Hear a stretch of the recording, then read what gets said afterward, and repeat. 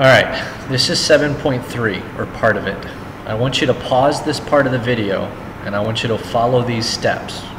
You're going to need your cell phone, or an iPad, or something, and you're going to need a 7-meter ruler. This is going to be kind of an investigation. Your first step is to measure the up and down of just the screen. Okay, so hold your phone, or whatever it is. Then you measure the width, okay? And then I want you to measure the diagonal.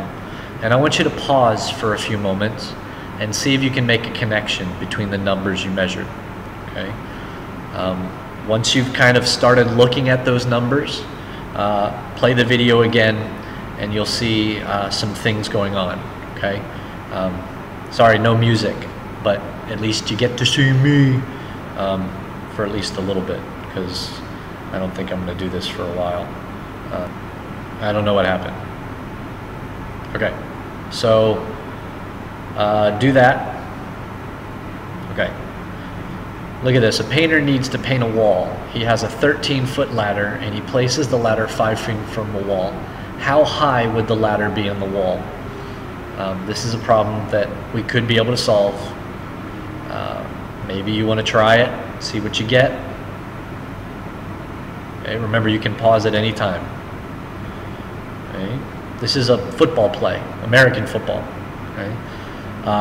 This player Y, runs what is called a crossing pattern, or an in. He runs down the field for 7 yards, and then he cuts across the middle of the field for another 24 yards. If he had just started here at Y and ran to where he was going to go, how far would he have run? Maybe you want to give that one a try. Okay. But as you look at these numbers, as you give them a try, think. Okay. We have traveled to Chiang Mai twice in the last year. This is just made up. Okay, I've been to Chiang Mai only once. The first time was directly from Bangkok, so that's this purple line, and it took us 593 kilometers. The second time, it was from this red dot over here in Burma, okay? And that total was 465 kilometers. How far would it be from Bangkok to where the red dot is? Okay? Maybe you can think about what that would be as well. Okay? All of these have to deal with triangles. Okay, so if we go back and we look at each triangle, we see something special about those triangles. Okay? There's a right angle. Okay? So there's one angle that equals 90 degrees. That's what a right triangle is. You see that? In each one, there is a right angle. So what we're talking about today is called the Pythagorean Theorem. Okay? And the Pythagorean Theorem is only true for right triangles.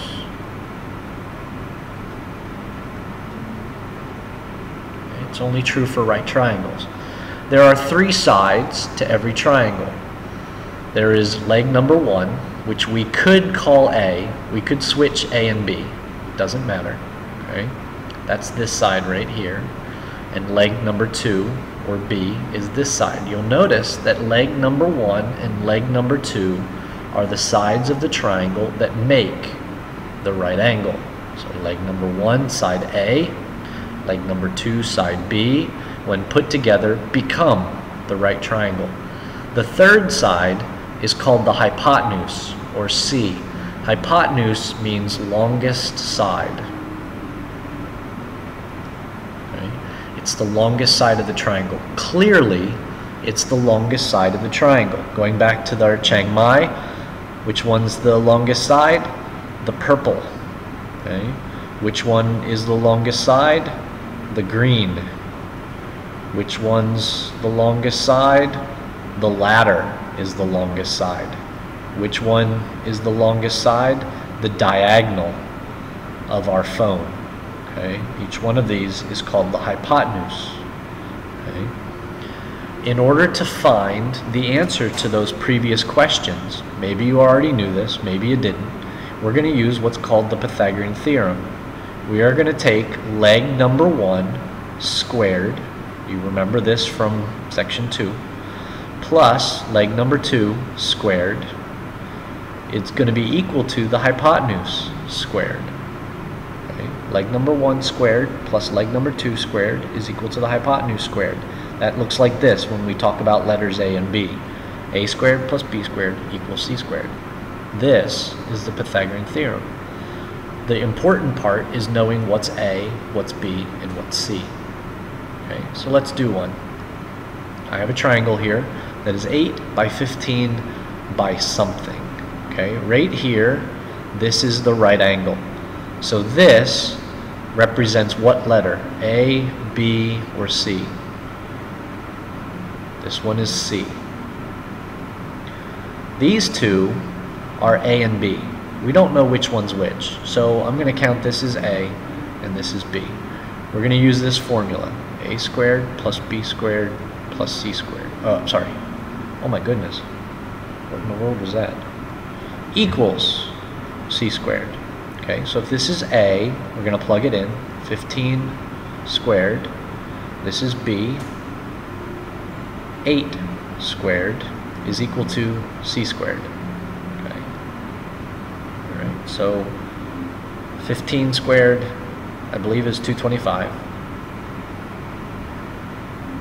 This is 64, and it's equal to C squared. So we have 289 is equal to C squared. Okay.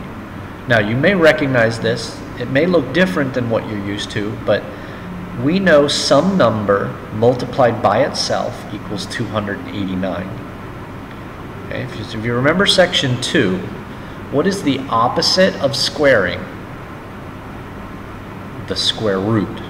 So we're going to take C is equal to the square root of 289.